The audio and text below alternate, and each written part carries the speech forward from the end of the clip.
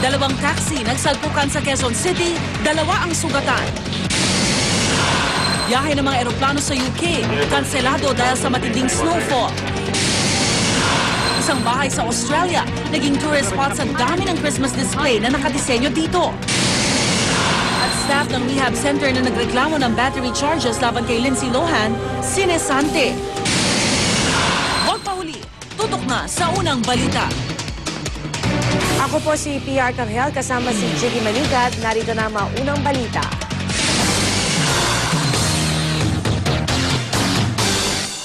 Sa gitna ng pagiging abala sa Christmas shopping, may paalala ng DTI sa mga mamimili, huwag pong kalimutan ang pagkuha ng resibo.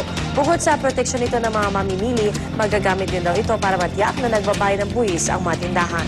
Narito ang report ni Mackie Pulido. Masarap mag-shopping lalo na kung Pasko. Pero wag mong kalimutan, kahit shopper may mga karapatan.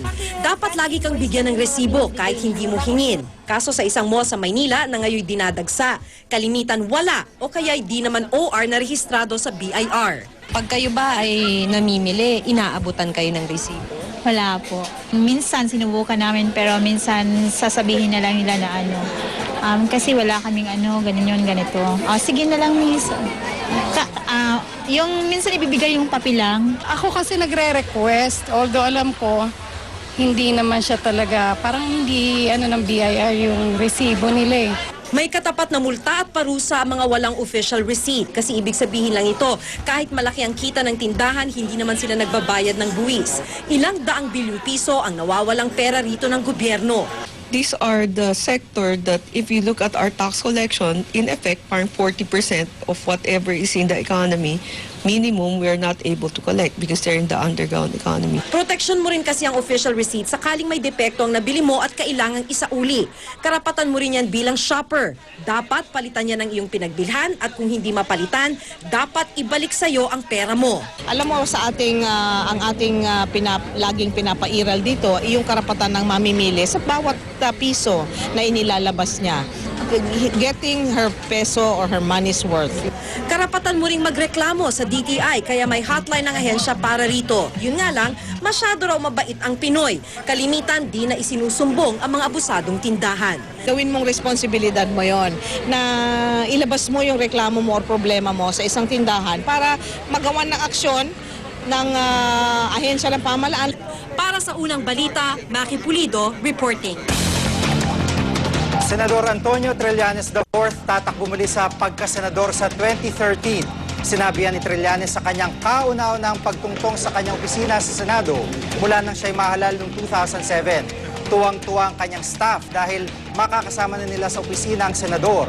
Ang mga taong sumusuporta raw sa kanyang dahilan kung bakit nais ni Trillanes na makapaglingkod sa bayan. Yes, we will. We will have to revalidate that mandate. We will ask the people again if they want us to serve them as a senator. Sa ibang balita, nagharap sa Department of Justice ang dalawang dating NBI Director na sina Epimaco Velasco at Mariano Mison. Ito'y kaugnay ng re-investigation ng Interagency Task Force sa Visconde Massacre. Magkasalungat ang posisyon ng dalawa kaugnay sa kung sino ang may kagagawan ng krimen. Iginiit ni Mison na ang grupo ni Hubert Webb ang nasa likod ng krimen. Credible na witness daw si Jessica Alfaro. Pero ayon kay Velasco, manufactured witness si Alfaro. Nung hawak daw niya ang kaso ang mga construction worker ang itinuturing nilang suspect. Ayon naman kay Justice Secretary Leila de Lima, dahil sa magkaibang pahayag na Mison at Velasco, mas nararapat na bumalik sa bansa si Alfaro para sumailalim sa investigasyon. Dalawang lalaki natagpo ang patay sa Suyo, Ilocos Sur. Hinala ng mga otoridad, biktima ng summer execution ang dalawang lalaki. May tama ng bala ng baril sa mukha at nakatali ang kamay sa likod ng dalawang lalaki. Tinatayang nasa 30 hanggang 40 taong gulang ang mga biktima. Puspusan ang investigasyon ng pulisya sa pagpatay. Amazing balita! Isang simpleng bahay naging major Christmas attraction sa Sydney, Australia. Dinarayo ng mga taong Christmas house ng pamilya ng truck driver na si Peter Overton dahil sa ganda ng mga dekorasyon nito. Taon-taon pinapalamutian ni Peter ang kanyang bahay ng samut-saring Christmas decor. Pero ngayong taon, naging major tourist attraction ito. Bukod sa mga nagniningning na Christmas light, makikita rin sa bahay ang mga traditional na Christmas decor gaya ng reindeer at si Santa Claus. Ayon sa mga Overton, inaabot sila ng 2.5 buwan sa pagde-decorate ng kanilang bahay.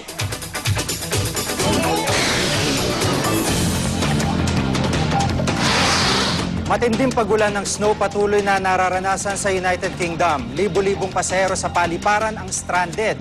Maraming flight ang naantala at nakansela dahil sa kapal ng niebe na bumalot sa runway. Hindi na tuloy na iwasan ng mga pasahero na magalit at magreklamo sa umano'y hindi nakahandang pamunuan ng Heathrow Airport.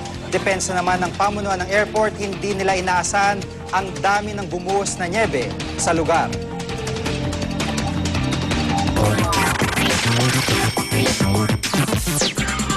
Award-winning actor Jake Gyllenhaal thankful sa sunod-sunod na movie projects niya ngayong 2010. Una na riyan ay ang video game adaptation movie ng Prince of Persia na ini-release nitong summer. Kasunod nito, gumanap naman siya bilang salesman ng male performance enhancement drug sa romantic comedy flick na Love and Other Drugs. And his latest project na expected na sa theater sa early part ng 2011 ay ang sci-fi action film Source Code, kung saan isa siyang military man na tumututok sa isang train bombing incident.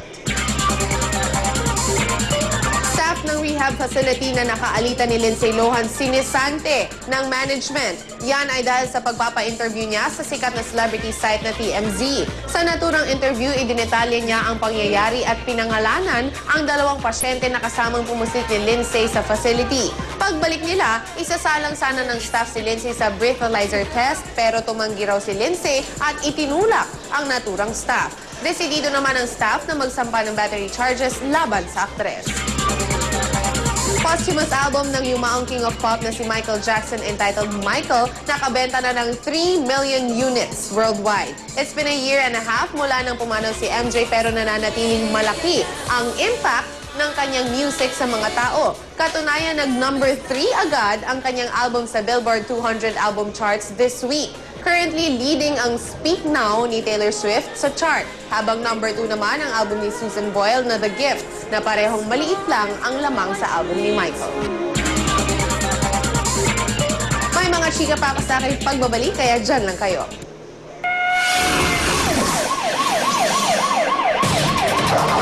Patuloy ang paalala ng otoridad mag-ingat sa pagmamaneho sa Camuning, Quezon City. Sugatan ng isang taxi driver sa salpukan ng 2 taxi. Ang report mula kay Victoria Tulad.